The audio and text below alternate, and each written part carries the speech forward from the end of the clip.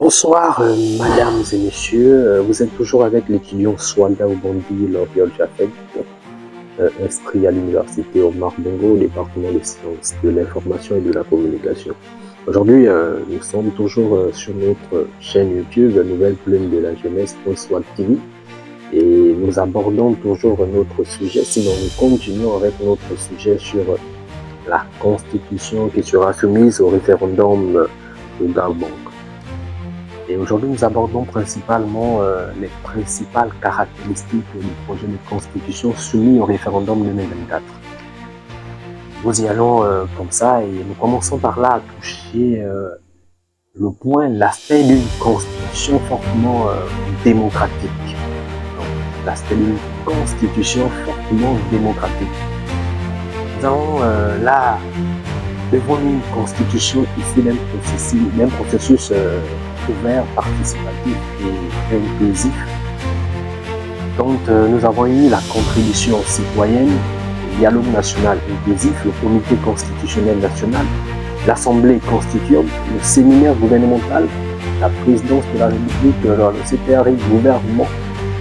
Nous avons cette constitution comme ça qui consacre la démocratie participative, avec la reconnaissance de la société civile et son rôle, la participation de la diaspora et des populations autochtones au Conseil économique, social et environnemental, le référendum local, la consécration des droits d'opposition démocratique, le financement par l'État de la vie politique, des partis politiques et des campagnes électorales.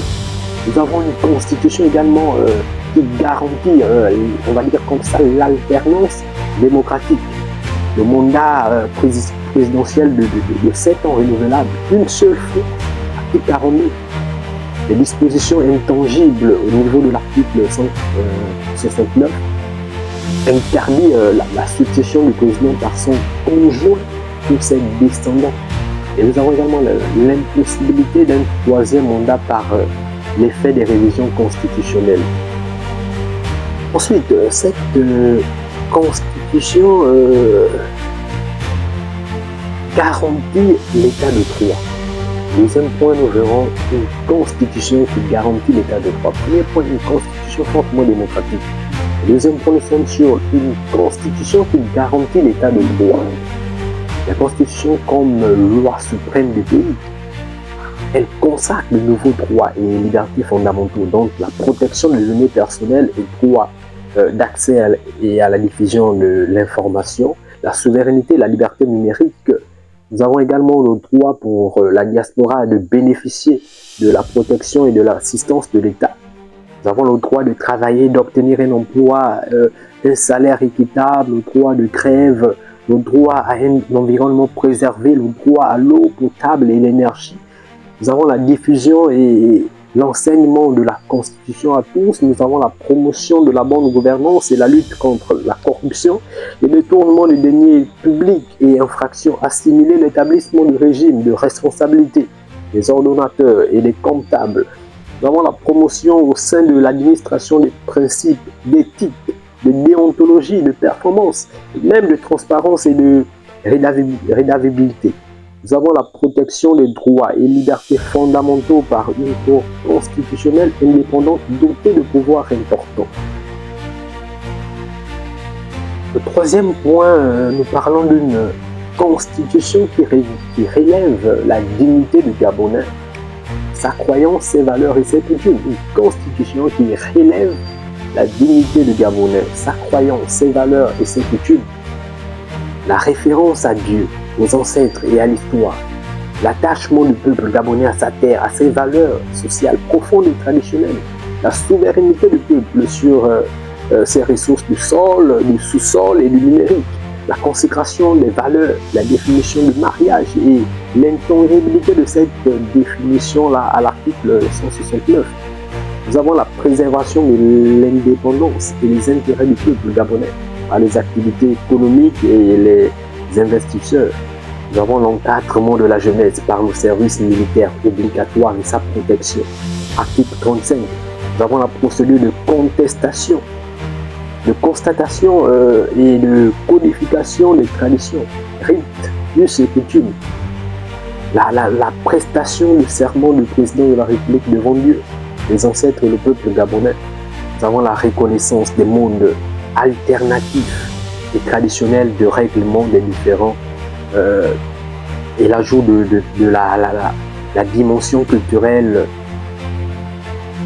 De ma part, ce projet de constitution 2024 est issu d'un processus ouvert, participatif et inclusif.